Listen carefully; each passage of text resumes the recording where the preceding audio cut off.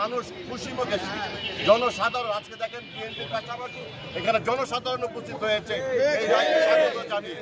প্রশাসনের পাশাপাশি আমরা রাজপথে রয়েছি, যে কোনো অরাজকতা মোকাবেলা করার শক্তি আমাদের বিএনপি রয়েছে এবং বাংলাদেশের জনগণের রয়েছে।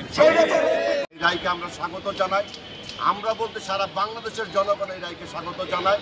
আজকে আমরা খুশি যে আমরা চাই অবিলম্বে শেখ হাসিনাকে বিদেশ থেকে নিয়ে এসে এই রায় কার্যকর করা হয়। ঠিক দীর্ঘ 17 বছর জেলখানা আমাদের নিত্য সঙ্গী ছিল।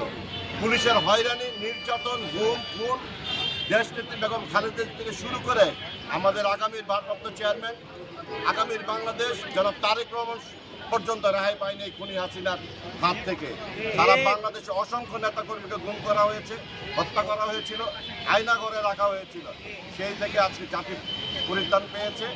এই রায়ের মাধ্যমে বাংলাদেশের মানুষের 18 কোটি মানুষের যে আশা আকাঙ্ক্ষার প্রতিফলন ঘটেছে। আমরা স্বাগত জানাই।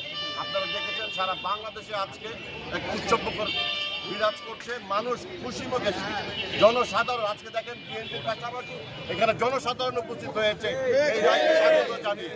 আমরা আশা করি আমরা আগামীতে একটি সুন্দর বাংলাদেশ আপনাদেরকে উপহার দেব। ধন্যবাদ।